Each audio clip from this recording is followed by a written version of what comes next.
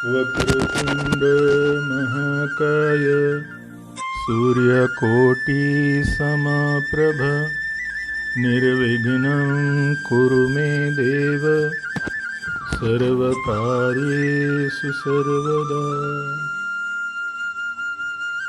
सबिंदु सिंधु शुष्कल तरंग भंग रंजितम द्विषत्सु पाप जात जात कारिवारि संयुतम कृतांतम दूत काल भूत भीतिहारि नर्मदे त्वदीय पाद पंकजम नमामि देवी नर्मदे।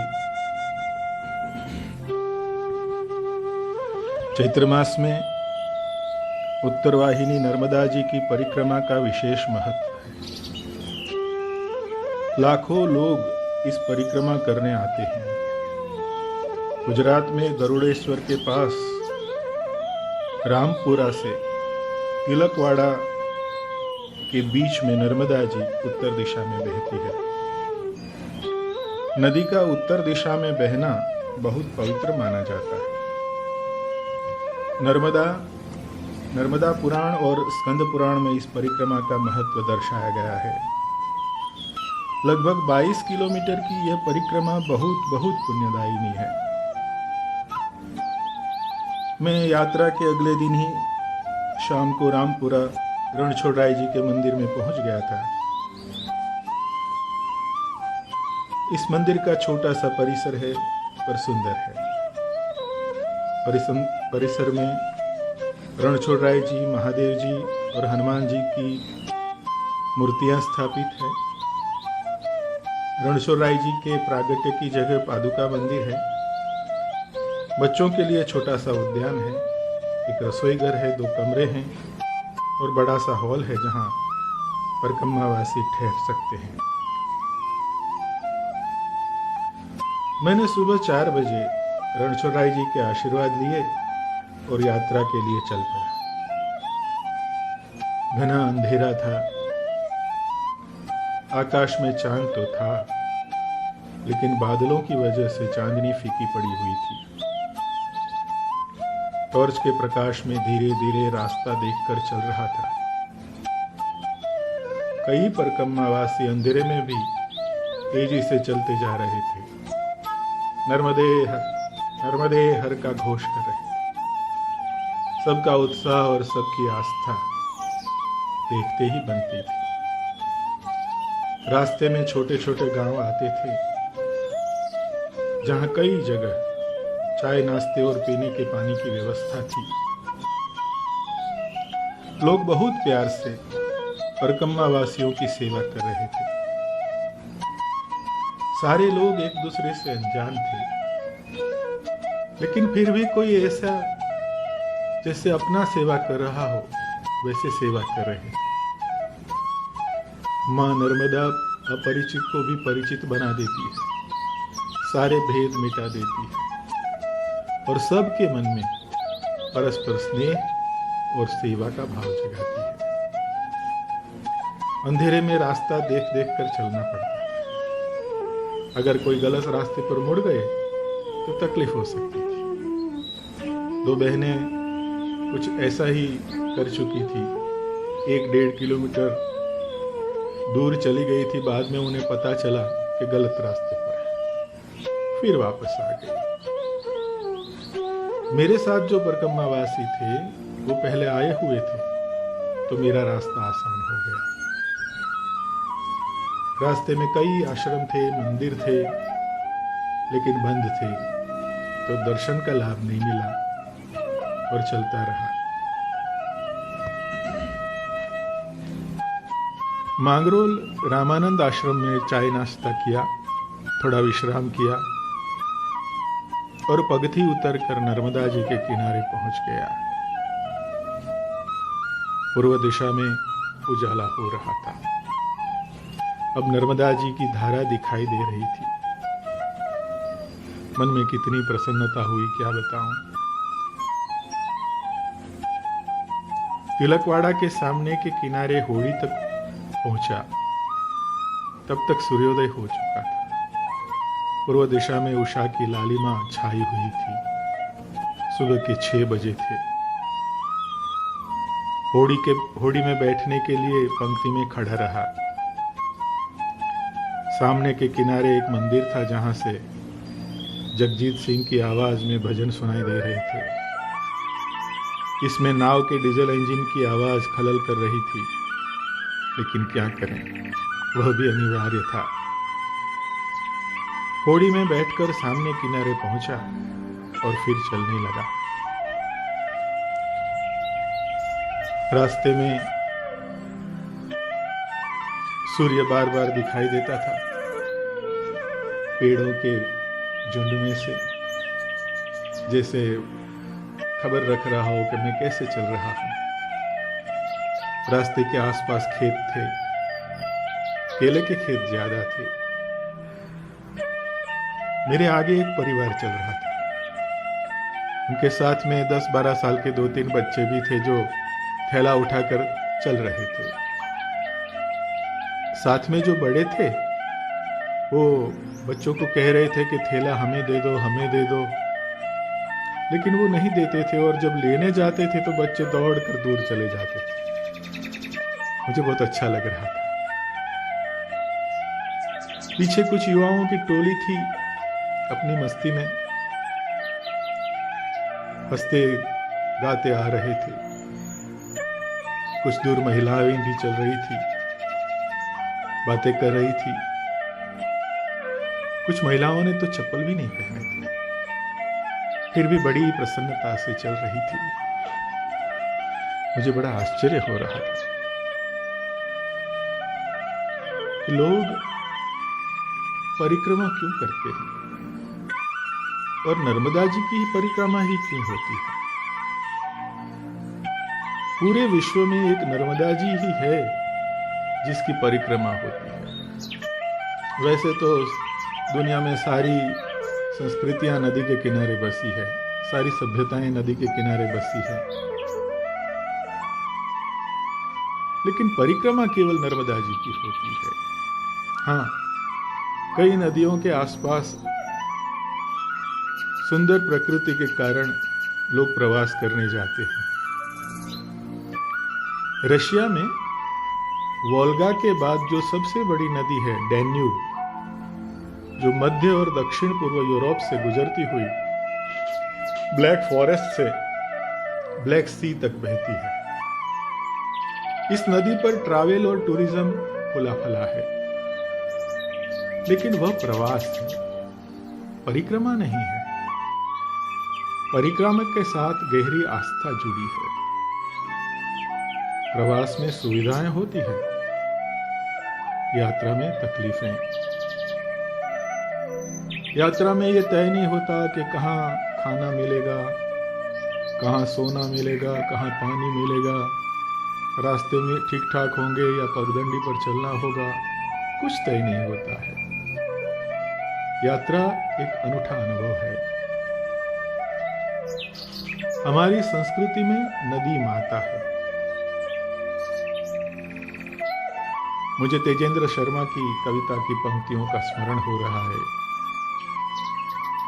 कवि कहते हैं, बाजार संस्कृति में नदियां नदियां ही रह जाती है, बनती है व्यापार का माध्यम, मां नहीं बन पाती है। हमारी संस्कृति में नदियां व्यापार का मार्ग नहीं है, मां है। लोग परिक्रमा करते हैं, तकलीफें झेलते हैं, क्या मिलता है इस परिक्रमा से? तो मुझे याद आया हमारी परंपरा का महत्वपूर्ण मंत्र, चरय वेति। सूर्य, चंद्र, पृथ्वी, सारे ग्रह, तारे, पूरा ब्रह्मांड गतिशील है। यह प्रक्रिया अनंत काल से चल रही है। प्रबल ऊर्जा और गति ही हमारा धर्म है। प्रकृति के सानिध्य में चलते चलते हमारे भीतर कुछ कुछ रूपांतरित होता रहता है। नई ऊर्जा मिलती है, एक आनंद मिलता है जिसे हम बयां नहीं कर सकते। वृक्ष, नदी, पर्वत, आकाश, पशु पक्षी, सबके साथ हम तादात्म्य का अनुभव करते हैं। हम उस विराट से जुड़ जाते हैं और विराट का अंश बन जाते हैं।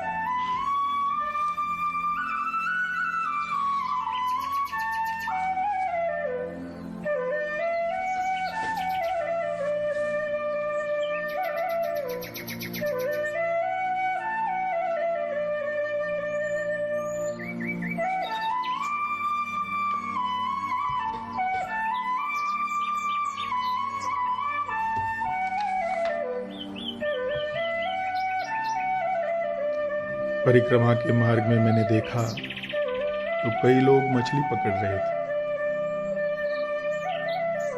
एक बहन घड़े में पानी भरकर घर ले जा रही थी। एक दो जगह गन्ने का रस मिल रहा था। कुछ लोग नदी में मगर को देखकर सोच रहे थे कि चलो अपनी यात्रा सफल हो गई। नर्मदा जी माँ है, उसके किनारे जो जो भाव लेकर आता है उस भाव को वो परिपूर्ण करती है, सबको अपनी भावना के अनुसार देती है। मणिनागेश्वर कपिलेश्वर महादेव पहुंचकर वहां दर्शन किए। वटवृक्ष नीचे बहुत सुंदर मंदिर था। चाय पी और पगथी पर धीरे धीरे पांव रखते उतरकर फिर नदी के किनारे में चलने लगा।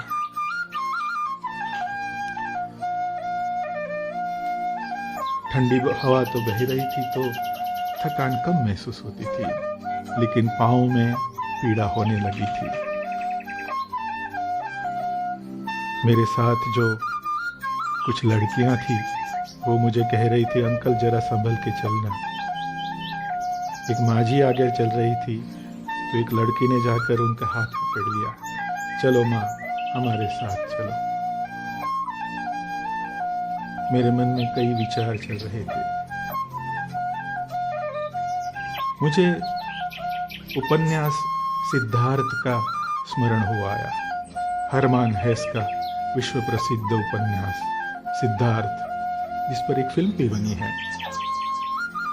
उसमें नाविक वासुदेव सिद्धार्थ को कहता है कि नदी के पास तू बैठ, नदी तुझे कुछ कहना चाहती है, उसे सुन। नदी कुछ कह रही है, उसे तू सुन, तू नदी से सीख। सोचता हूं नदी से क्या सीखना है। मेरे सामने मेरी दाईं ओर नर्मदा जी अविरत बह रही है। न थकान न फरियाद। रास्ते में जो अवरोध आते हैं वो उससे विचलित नहीं कर पाते। न वह अतीत का स्मरण करती है, न भविष्य की चिंता करती है।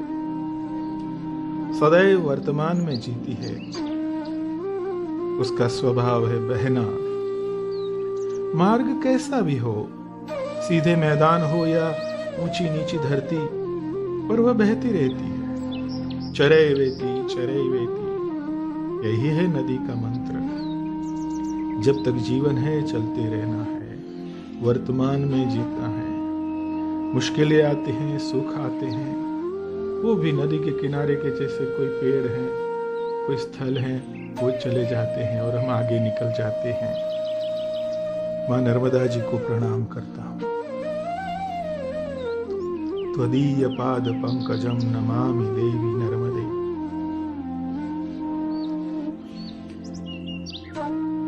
फिर होड़ी में बैठना था और होड़ी में बैठने के बाद रामपुरा पहुंचना था। मन में कैसे कैसे भाव उठ रहे थे, मैं समझा नहीं सकता, बता नहीं सकता। होड़ी में बैठकर मैं पार उतरा और थकान की वजह से वहां बैठ पड़ा। माँ को प्रणाम किया, प्रार्थना की, हे माँ सबको सुखी रखना, सबको निरोगी रखना, सबकी मनोकामनाएं पूर्ण करना। जैसी मेरी मनोकामना आज आपने पूर्ण की है वैसे सबकी करना। हम आपके बच्चे हैं, बार बार हमें आपके किनारे बुलाते रहना और हम आते रहेंगे और आपके दर्शन करते रहेंगे। मन शांति से भर गया था। पाँव में बेहद पीड़ा हो रही थी, लेकिन मन में दिव्य प्रसन्नता थी। कंठ भर आया था, आंखों में आंसू आ गए थे। समझ में नहीं आ रहा था ये प्रसन्नता कहाँ से आ रही है। जैसे मैं हल्का फुल्का हो गया था, एक बच्चा हो गया था। माँ के पास तो हम बच्चे ही हैं। माँ के आशीर्वाद से यह यात्रा संपन्न हुई। 5 घंटे में मैं 22 किलोमीटर चल सका। मेरे लिए यही आश्चर्य है, यही चमत्कार है। पैर दुख रहे हैं, चलने में तकलीफ हो रही है, फिर भी मन प्रसन्नता से भरा है। यह दूसरा आश्चर्य है। माँ, मैं बार बार आऊंगा तेरे पास, तू मुझे बुलाना। आज की यात्रा तो आपके आशीर्वाद से संपन्न हुई। मैं मनोमन साष्टांग दंडवत प्रणाम करता हूँ। नर्मदे हर। हाँ, यात्रा मेरी पूरी हुई। मैं बार बार आऊंगा, आप भी आना मेरे साथ। मेरी यात्रा में आप जुड़ना। एक रोज एक नदी के किनारे मिलेंगे हम। एक रोज एक नदी के किनारे मिलेंगे हम, एक दूसरे से अपना पता पूछते हुए। आज एक यात्रा संपन्न हुई, लेकिन अभी कई यात्राओं के निमंत्रण है। कई स्थल है जो हमें पुकार रहे हैं। आप मेरे साथ चलना। आप मेरे साथ जुड़ेंगे तो मुझे अच्छा लगेगा। इस वीडियो को लाइक करना, सब्सक्राइब करना, बेल आइकॉन दबा देना और अपने ग्रुप में शेयर करना ना भूलें। धन्यवाद। फिर मिलेंगे। नर्मदे हर।